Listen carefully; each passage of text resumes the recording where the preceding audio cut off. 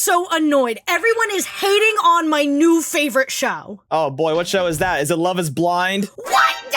You know what? That's an episode for another day. But it is not Love is Blind. It is the newest monster series about Ed Gein. Oh, Ed Gein. Oh, yeah. I watched a few episodes of it because I heard people were just like hating on it for some reason. Like the reviews are so split down the middle. It is very, very polarized. And I would say 30% or more of the negative reviews could immediately be thrown in the trash. I don't think that they fully watched the show.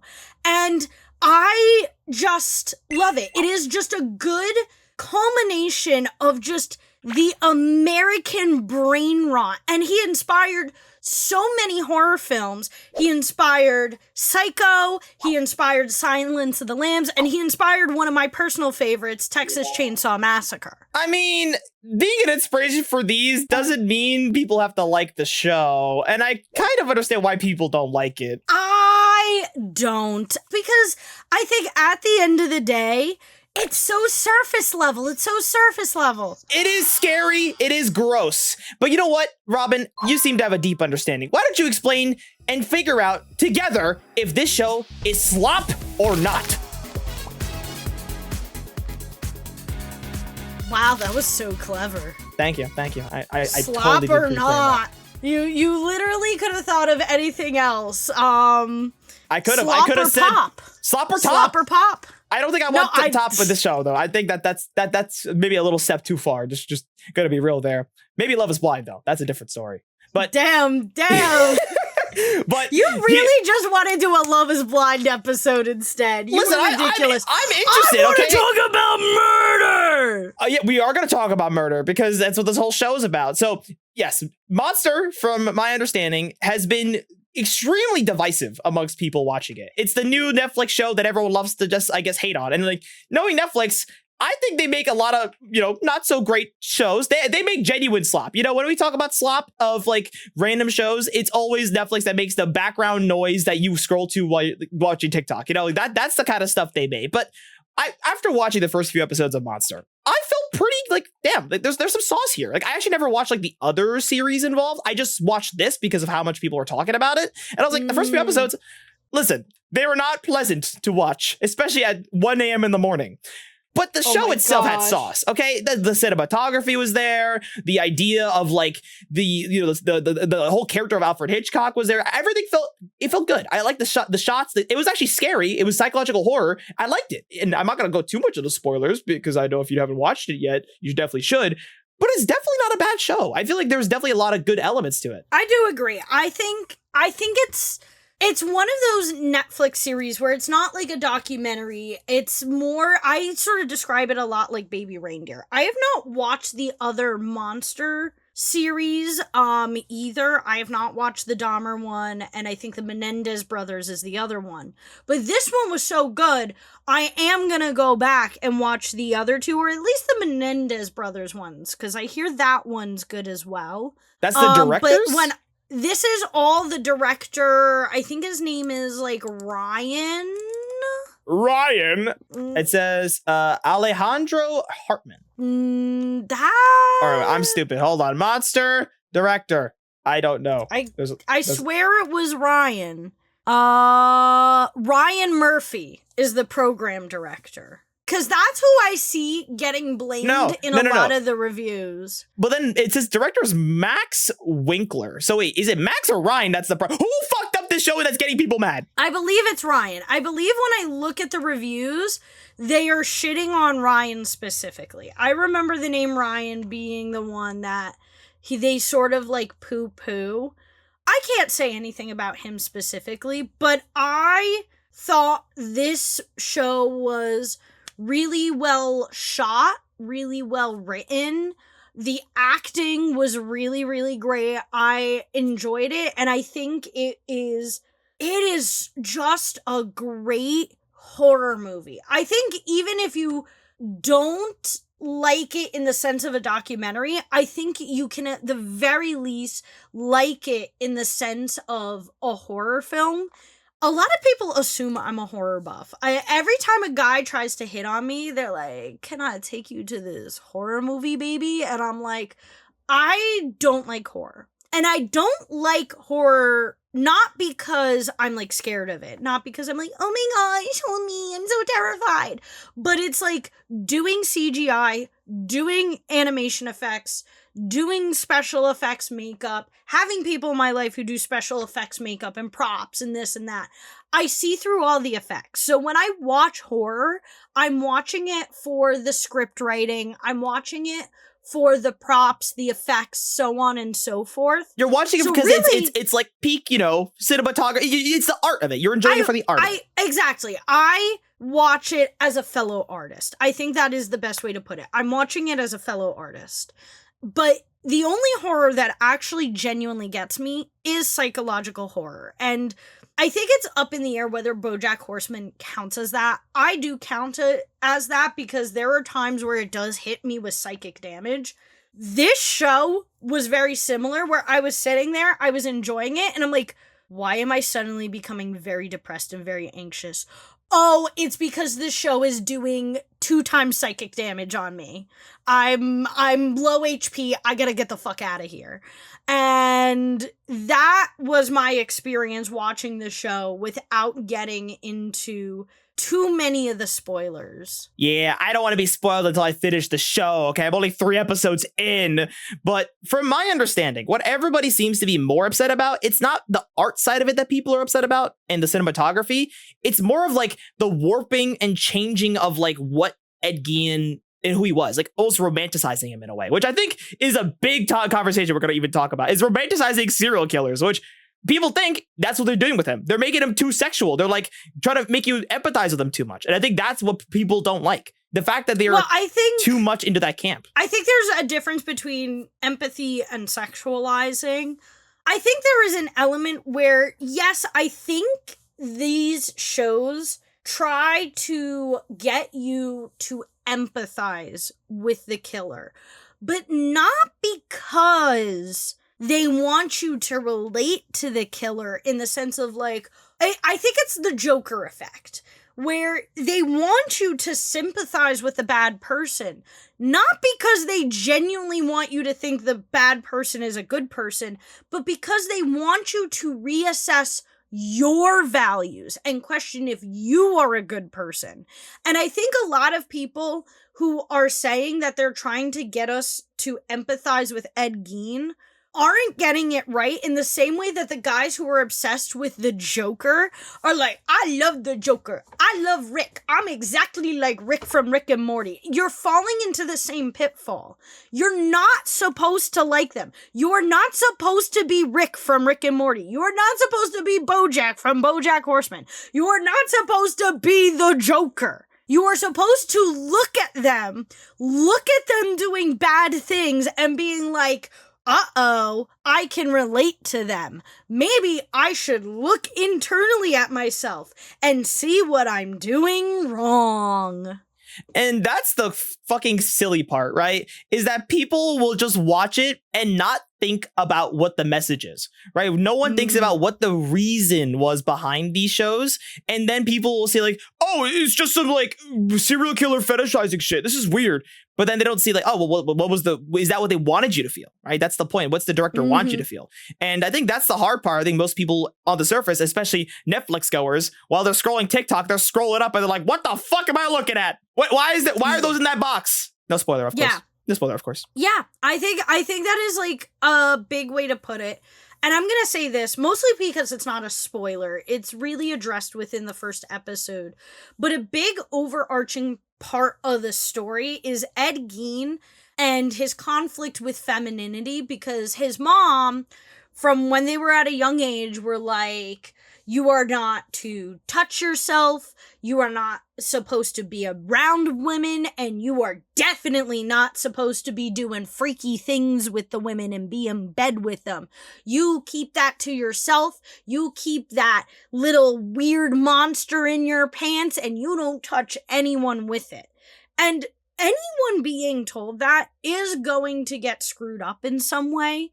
And I think it is interesting to have this discussion of what does having like an overbearing mother figure and being told that you can't touch women or be around women, and have not only an overbearing mother figure, but an overbearing mother figure that you idolize, how does that affect you, your sexuality, and your relationship to women? And I think that's an important conversation to have when our male loneliness epidemic is at an all-time high. I think this is sort of like a big question to ask is, what does the lack of female presence in one's life, how does that affect the psyche of a man? And that's always the conversation. But Robyn, devil's advocate, and I think what most people also get mad about this is that, well, you are actually just giving those kind of people an idol to look up to. Like somebody who's already kind of in this like pipeline to people who are already mentally kind of like messed up. They look at this and they see this as inspiration, not as... That's a part of the fucking film! Okay, this is a spoiler, but it does get into it later on because, well, not even later on, it gets into it early on too, because Ed Gein has alone inspired 3 horror films directly that the show accredits him to, which is Psycho, Texas Chainsaw, and Silence of the Lambs. Yeah. Yep, those are the 3 ones. And then later on, it talks about serial killers who directly attribute their actions to what Ed Gein did and how he, like, dug up bodies, did weird things to them, or at the very least what he has been accused of doing. Because this is sort of like the big thing and where they're trying to draw the line is what he has been accused of doing versus what he did do. And at least from what it feels like, the writers of this assumed whatever he was accused of, he did. And I think this is where they do take creative liberty, because there's a lot of stuff that's up in the air of what did he do with the bodies? How many people did he kill? What happened with his brother? What happened with his mother? All this stuff that happened in the back. And at least the way the film portrays it is they talk about it in a way as if, yes, this is all true. And I see a lot of people hate on that. I don't particularly hate on that because a lot of these facts are still up in the air and they probably will never be confirmed. Exactly. They're never going to be confirmed. And I think it is important to assume the worst out. And I think especially in the case of this story where they try to have a sense of empathy as a part of the plot line, it is important to make him the most heinous person possible so that you can deeply question yourself and question who you are. And also about the creative liberties part, okay? Because here's my hot take of the day. I don't care. Personally, I don't care. I don't care if you take creative liberties because I'm not watching this to learn about the guy. I'm watching this to be entertained. I'm not trying to learn about everything. Like, there's a difference. There's a level of creative liberties you can take. And plus, I can't really say much because I don't know what actual creative liberties is. Because, fun fact, I also don't really know much about Ed Gein. I actually went into this not knowing much about him. I really didn't know anything about it. I actually got more interested, though. I got more interested in learning about who this guy was. As well as even Alfred Hitchcock. Like, I know of these names. I just never looked into them. And this is like a kind of an interesting way to bring these up, you know? History is violent, okay? Things are violent, and it's good to learn things. I'm a very big learner, and I think it's interesting to learn about this stuff. I think it's interesting to see how this happened and what the time period is. It's just interesting. Nothing enamoring by it. Nothing like, oh, I love this sort of stuff. It's interesting to look into. It's just learning about history in a way. Because, you know, history does repeat itself. If you learn history, then you learn the future. I think to play a little bit of devil's advocate, I do think it is important if you are going to do something that is documentary style to do a good amount of research. But I also don't like the naysayers who are anti-creative liberty in any sense. Because honestly, hot take, these are also the people who bash on a lot of other documentaries and bash on reality TV where they tried to push for more realism and more connection. And not that this should be a reality TV show. We should not have a reality TV show following murderers. That would be a little bad and a tiny bit of a crime. But I do think there is, like you said, there is an importance to having stuff like this because it gets people curious to do their own research. And I was even doing a little research after to find sort of like a good source. And there are universities that talk about this. I have this fun little timeline from Radford University that goes over the entire Ed Gein timeline from when he was a sperm in his dad's balls to when he died at the age of 78 at 6 a.m. Wow. Oh no, when he was buried. When he was buried at 6 a.m. Not even, this goes after his death. Wow. And I think also it's good to think about this too, because like I think that because there was similar, because I think the Jeffrey Dahmer story was like in the same series, right? Like that is, yes. Again, I never watched it, but I think it also had a similar polarizing effect, right? When these things come out, it creates so much rift because it's like, you can't do that. And also, I think also on top of that, it's like I think most people also don't like, especially with Dahmer's situation, because it was also fresher. It was like newer than like Ed Gein's, right? It was like an earlier time period. So like it was more touchy, right? It's more like, it's like making a 9/11 documentary like a month after 9/11, you know? It's like, it feels too soon in a way, but in that same time, it's like, well, it's still a story that did happen, and I get the point. And it's a tough situation to be in. It's like, you want to tell a story about this because I think it's important to kind of have something to portray it. And also, yeah, it is entertainment, right? And it's also a good way to get people to know more about the story, right? And it's still difficult at the end of the day. It's a balance, and I think there's always going to be contention with this. There's always going to be a contention with stories like these. Like it's unavoidable. I think the most important thing is to go in with an open mind and be like, okay, well, it's like even like things like Harry Potter, right? It's not just J.K. Rowling that made the idea. It's like all the other people around it that made it what it is, right? In this case, it's still like a form of art that people want to tell. It's a story that people want to tell. And the idea is they want to tell these stories because that's the stories that engage them. Why in the show itself, in Ed Gein's story, Alfred Hitchcock, that was his exact reason. He explains it. So I remember the big controversy about the Jeffrey Dahmer documentary was the guy from Austin and Alley was playing Jeffrey Dahmer, and everyone was like, why is the guy from Austin and Alley playing Jeffrey Dahmer? This is such a weird ass choice. But then people were like, he's so hot though. And you know what? I think this is an important conversation. I don't think this is a conversation having with the Ed Gein one. At least with the people who I'm talking to, this isn't the conversation.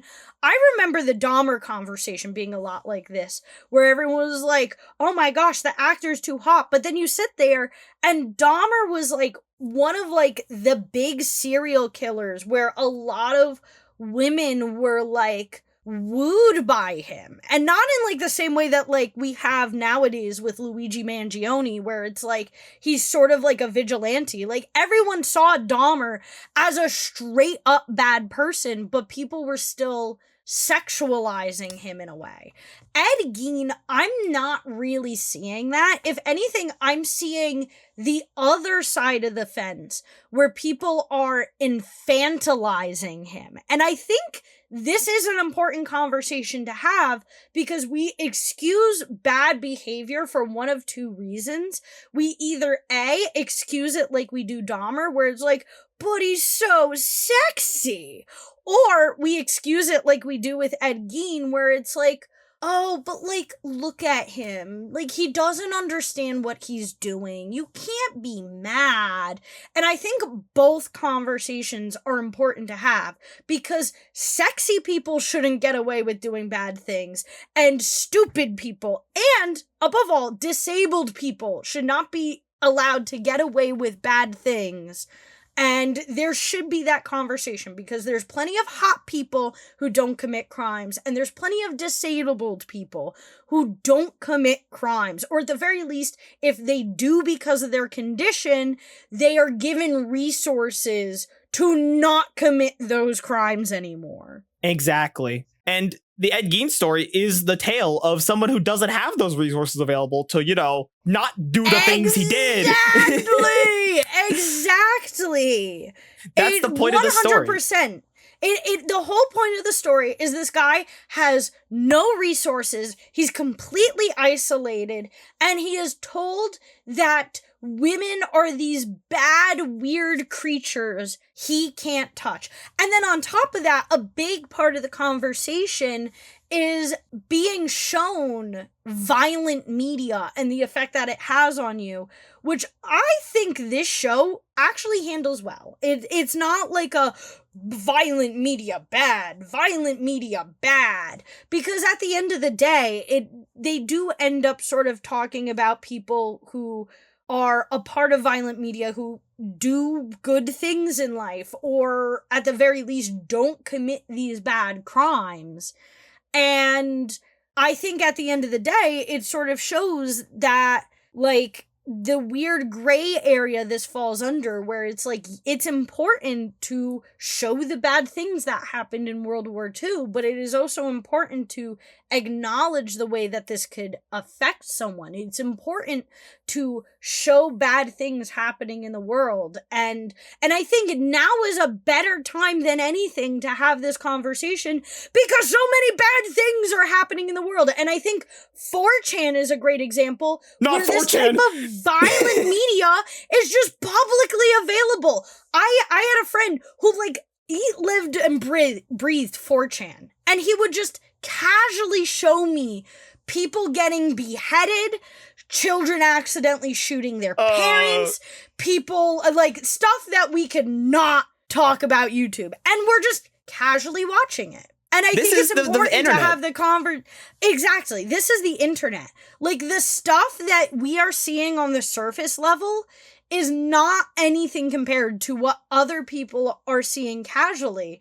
And, like, I think the Ed Gein story literally could not come out at a better time, where the male loneliness academic is at a peak, when 4chan and 4chan brain rot is now affecting the surface level internet and the surface level mindset. And there is this huge conversation about how media affects us, about gender debates, about disabilities. Like, this was the perfect time for a show like this. And what I will say is, like, the show itself, it says it in the title. It literally says it in the title, guys. Like, you know, if you're gonna get angry, don't engage with it. Like, if you don't like it, then don't watch it. Like, listen, no one's putting a gun to your head. Monster, you mean? What do you mean it says it in the title? Literally, it's called Monster. Like, you're calling somebody a monster. Morally deplorable monster. You're saying it in the title. You're already saying it in the title, like, hey, this is not a good person, but we're telling the story. And that's the other thing, too. This is what the reason people don't like this is because you're showing off a story that maybe should be buried. Is that another thing that people don't like hearing? It's like almost like, why mention it? It's like the more you mention it, the more you're kind of like, it's like Voldemort. It's like the more you say it, like, it's just, oh God, it's scary. You shouldn't acknowledge it. But I think if you were going to acknowledge it, do it some justice. Like, do it some sort of like justice to it in a way of like some education, right? Because, like, at the end of the day, right? Like, even though I don't know what creative liberties the guy took to change it, but if you took creative liberties to change the story to the point where it's like unrecognizable from the source material, then that's just pure fiction. It's just a whole different thing. It's like, that's what all these other films did. They're like, hey, I like the part where he was obsessed with his mom. I'll do that for Jason Voorhees, please. And then it becomes that, So that's inspiration. But then if you're going to make a whole documentary, then you have to make sure the information's right. But if you're just doing it for entertainment, guys, come on. Everybody likes watching car crashes, okay? You see the car crash, but you'll still sit there and watch it, okay? You will watch, even if it's scary, you're interested. Everybody likes, that's why horror works, guys. That's why horror works. Even Alfred Hitchcock, I'm gonna bring him up again. He's the GOAT, apparently, with chocolate syrup. And when he bring up the whole movie of Psycho, right? He was like, people are like, you guys, you're gonna put this out there, and it's gonna be like literally the most horrible thing ever. No one's gonna watch this. And then horror became its own franchise. But it became its own thing. I do have to say, that was an insane scene when he's Alfred Hitchcock. Don't spoil too much. Don't spoil too much. I think it's just a historical piece. But I think it's like in the first or second episode. I don't think it's a genuine spoiler. Damn. Fine. Light spoiler. Very light spoiler. Very like light softcore spoiler. There was a scene where Alfred Hitchcock, he is showing off the movie Psycho to the tester audience or like the initial audience. He is like peering through like a little door while everyone else is sitting there in horror at like the crucial scene of Psycho. And after that scene happens, everyone run out. They all run out in a complete panic. People are throwing up. People are passing out. There's a woman who's so stressed out from it that she gives birth.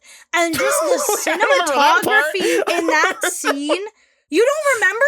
The husband's like, my wife's water broke. My wife's water broke. Get an ambulance. And I think that might have happened in real life. What? What is that? Why would you go to a horror movie while you're pregnant? There's no way that's real. I don't even remember that. Honestly, I would. I honestly, you know what? I remember that being like a major fun fact. Fun fact. The woman gave birth. It's an urban legend. It's not based on a real event. I was like, Robyn, are you delusional? Are you making up some stories of fiction? Robyn. Well, I'm not. And I think this is the big criticism that a lot of people have, is that the show took a lot of these rumors and put it in. And honestly, I don't mind. I don't mind a little bit of it. The rumor originated from the film's She doesn't like factual correctness. She is angry. You should be angry at Robyn. Yeah, be angry at me. Be angry at me. I'm terrible. I'm terrible. I think people should have creative liberties.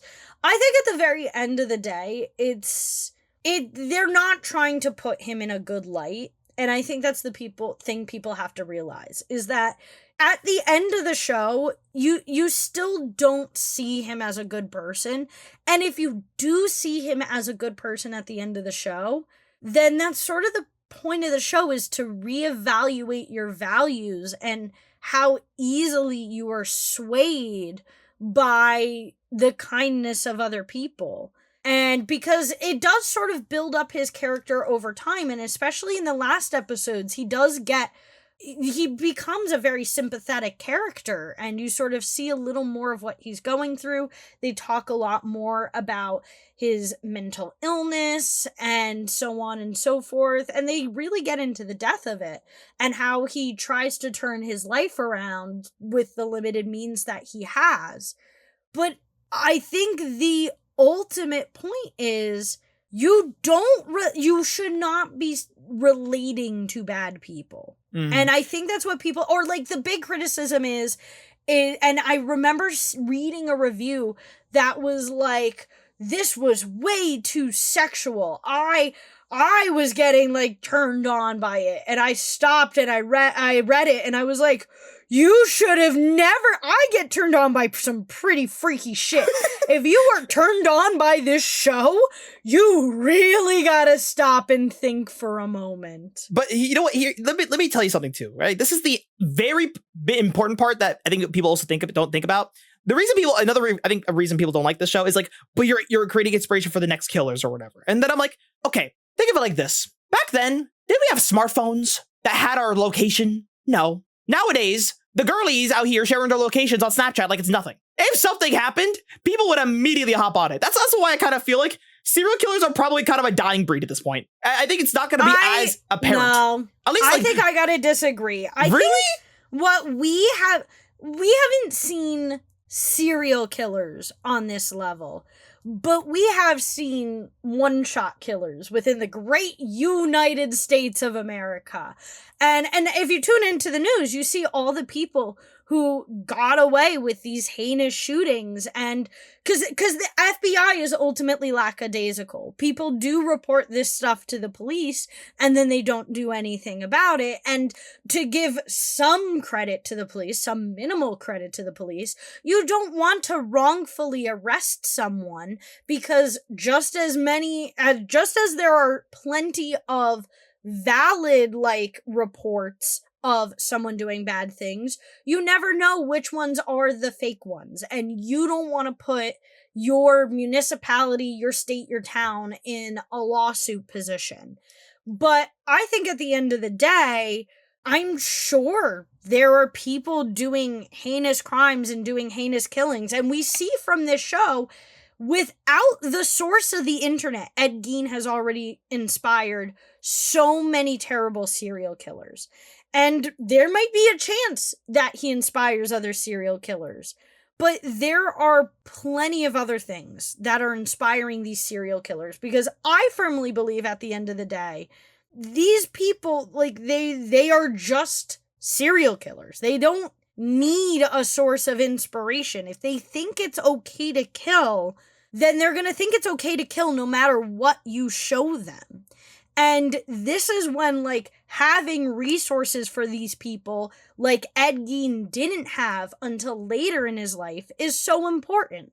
Because if you give these people the resources, if we work on socializing these people, it could prevent serial killers. And that's what I'm saying, too. I think that there's so much nowadays that it's really hard to become like that. It's really hard to. And that's why when I say, like, you're perfect, your golden boy, for example, Luigi, you know, he can only go, and the reason everyone cares about serial killers because it's like no one knows the motive, but it's always something honestly, deranged. He would have gotten away with it if he didn't go to McDonald's. I blame McDonald's. God damn it.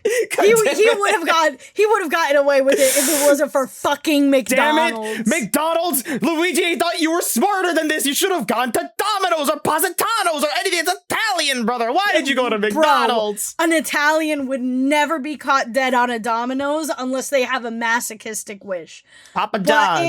I think there's an element, oh my gosh. I think there's an element where it is harder to get away with repeated killings in a very similar serial killer fashion, but I don't think it's impossible. We hear about all these terrible crimes all the time. They're still happening, and the cops are still doing nothing. It's always going to be impossible. Thing. Listen, there's always going to be evil in this world. There's always going to be something bad. There's always going to be the people that have fucked up motives and fucked up brains that do fucked up things and they had a fucked up life. A lot of fucks in that word, in that sentence. Don't know why I said that. Fuck. Yeah, get demonetized. But when it comes to, like, just, like, people being afraid that this is gonna make this next person, like, you know, idolize somebody or, like, inspire the next group, there's enough inspiration in history to look at. Okay, people will look at anything, and it's like the rule of the internet. Okay, if it exists, there's porn of it. Okay, if it's there, somebody's gonna find it attractive in some way, in some deranged way. It will happen. It's like you can't trust me. I know. God. As in, I feel that, but I think this is something that I will say as a woman who has socialized with truly deranged men, and whether I wanted to or not. Deranged guys are going to be deranged no matter what. But the key is to socialize them, make them a part of the community. Because at least this is my mentality. This is a game. I can fix them energy. Okay, I can fix them. I will say. Are you a part of the problem, Robyn? Are you part of the problem? Maybe a little bit. I think while I do not sexualize these killers, I do sit there platonically feeling like I can fix them. And I know, because I have fixed some pretty truly deranged men. But I think I have done it. I can do it. I can fix them.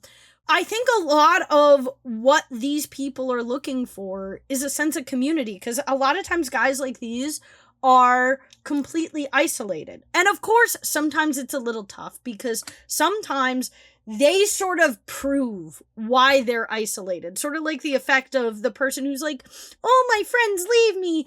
Okay, well, let me try to be your friend. And then you try to be their friend, and you're like, oh, this is why you have no friends.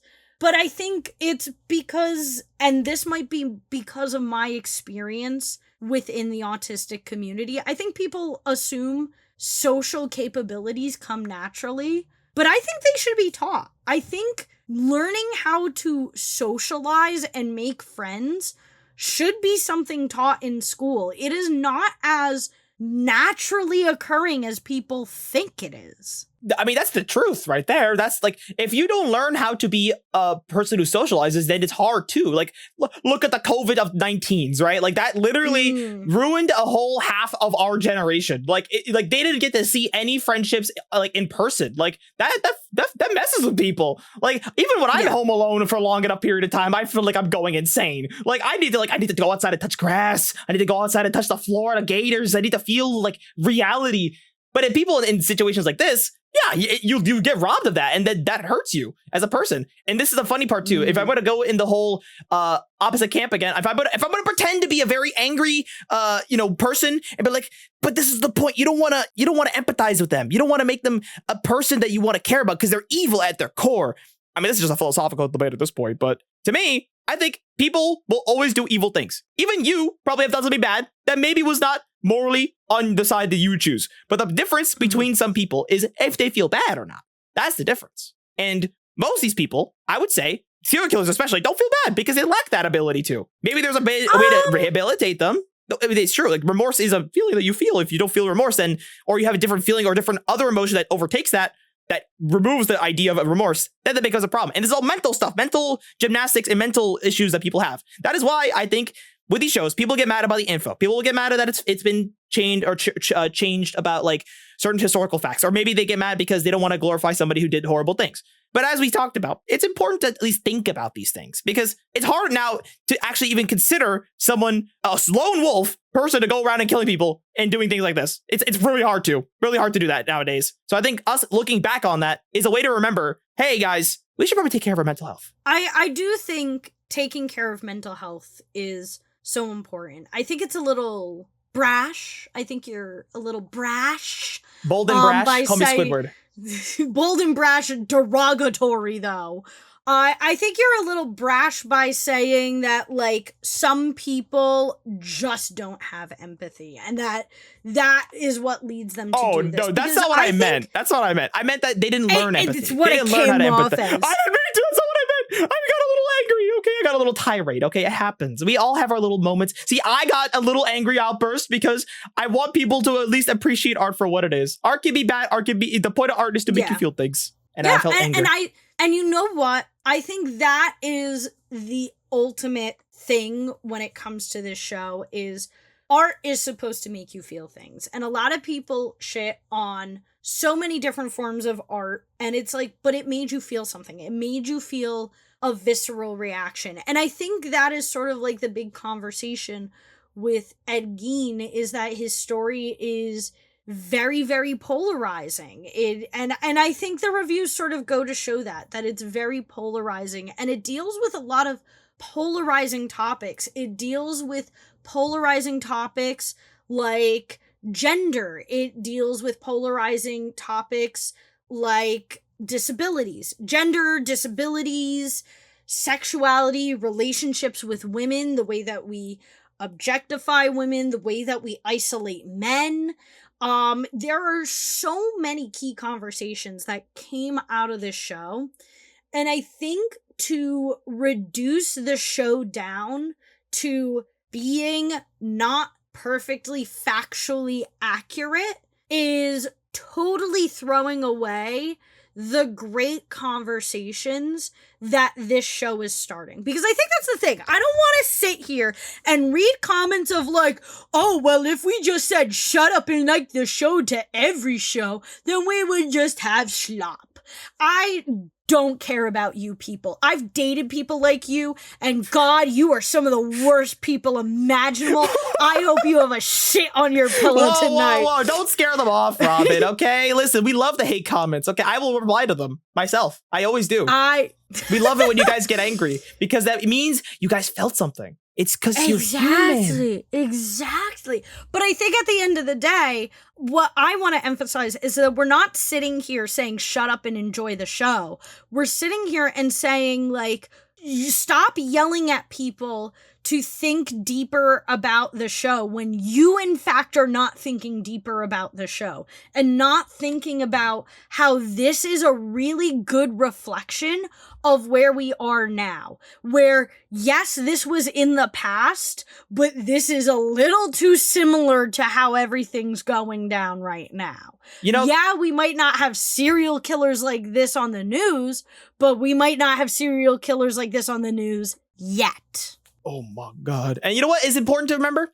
You guys, I'm sure you all have dabbled in the little video game. I'm sure, you know, because this entire conversation, at least a lot of at least bits and pieces of it, is reflective of video games. You know how they always used to say, video games cause violence. And I'm like, no, nobody's going out there and acting like GTA. Not yet, at least. But like these things are more or less outlets. Yeah. The games are an outlet. Yeah. And media is an outlet for you to just, turn brain off or to think in different ways. Like even games, they do that. In the case of Ed Gein in the show, he didn't have video games back then, but the source of media he had was photos from World War II and this comic from showing this fictional woman within World War II under Hitler's regime, the mustached man's regime, and how she used to essentially cut up, dissect, and use the skin of Holocaust victims. And to your analogy, there are some pretty screwed up video games that are showing some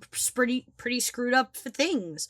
4chan is publicly available. And why are you picking up 4chan so much? No, because I think it is a big part of the conversation, because that is true. A huge part 4chan of it is Ed Gein saw these terrible photos. And I'm looking at these photos and I'm like, oh my gosh, if Ed Gein had the internet nowadays, imagine. But we sort of see that a lot nowadays. We see that with a lot of the guys that attack poor innocent children, that attack their girlfriends. Something locally to me that recently happened.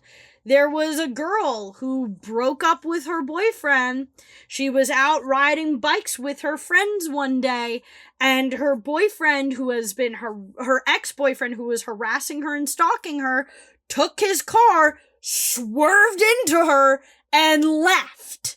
And it's like, you sit here and it's like, these bad things are going to happen until people like these are given resources to stop it from happening. And I don't think taking away the scary content is going to fix it. I don't think if Ed didn't see those comics, or if men on the internet nowadays didn't have access to graphic media, I don't think it would change a lot of things. That is my personal opinion. I think this mentality is sitting there waiting to be unlocked, and the goal is to give them a sense of community, so they're too scared to do it. I think at the end of the day, we should think about this as a thought experiment. Let's use our brains for a second, boys and girls. Use your brain for 1 minute.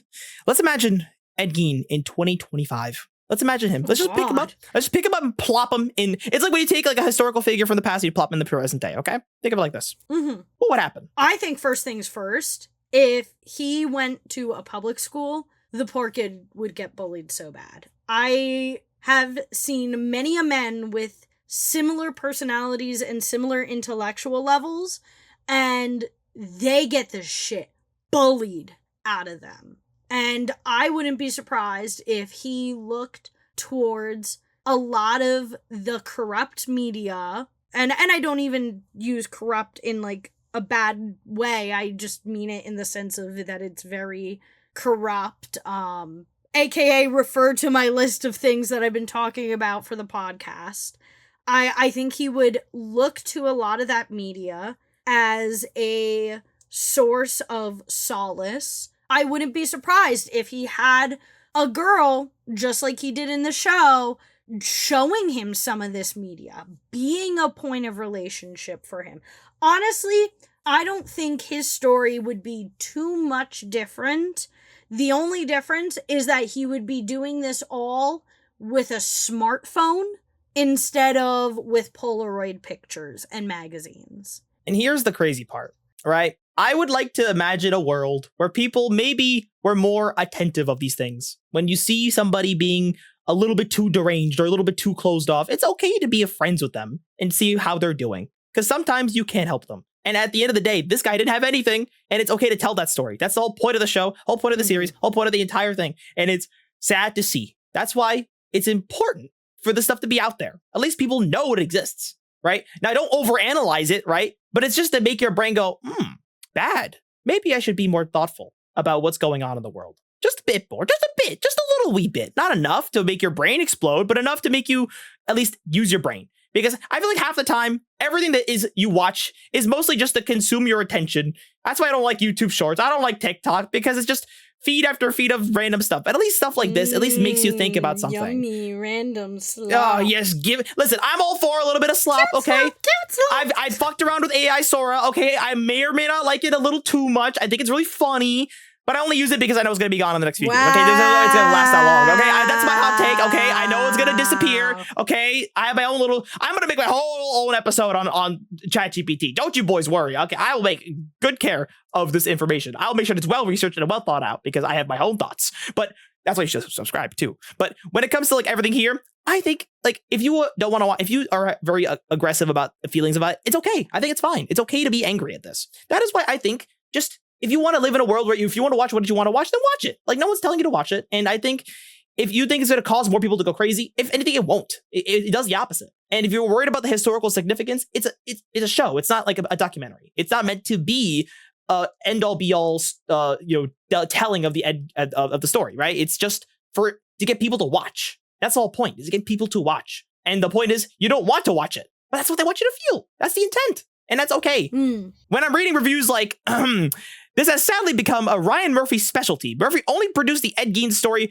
but his authorial stamp is nonetheless all over it. It's there in the garnishing outside. Why are people speaking with big words? Can you read there? Do you want to show me what you're reading so I can read it? No, for fuck you? you. I'm reading. I'm not even. Can you say there big word? in the garishly outsized performances dragged out by Metcalf and Leslie Manville. So they're just getting mad at the performances. I don't know. The way I see it is just that a lot of people just want to find something to hate and find something to get their anger out. But if anything, I think this is what the creators want. This is the third time they've done this? And I think every single person, every show they've released, people get mad. I think it's the point. If you really think about it, that's the point behind it. I think even in the show itself, they even say it. When Alfred Hitchcock's like, look at that, like, yes, that was his point. His little whole reason was to get people to freak out. And they're doing exactly what you're wanting them to do. You're freaking out. You're getting upset. That's what they want. They wanted this out of you. Ryan Murphy wanted this to happen. Yep. Yeah. Yeah. So if anything, I think at the end of the day, if you're gonna be mad at him, giving them what be mad at yourself. Be mad at yourself, be mad guys. At yourself. Blame yourself. Fault. But yes, I still think I still need to finish watching the show. So maybe my entire opinion will change. Maybe I will be like, this show fucking sucks. People are so right, and then you all can dislike the video and be mad at us because we said some bad takes. I watched the whole show. None of you can change my opinion. It's one of my new favorite shows.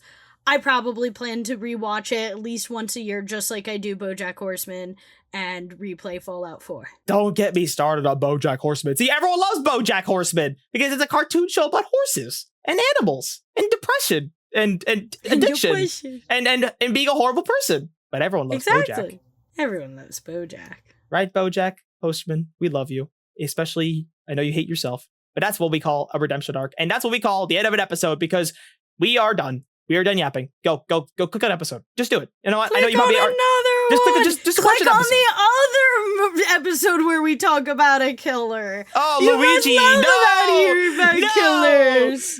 You have to watch it now because Robyn said so. Yeah, I would really like it if you all watched it, and if you watched me, and if you watched me closely, and if you watched me in my window.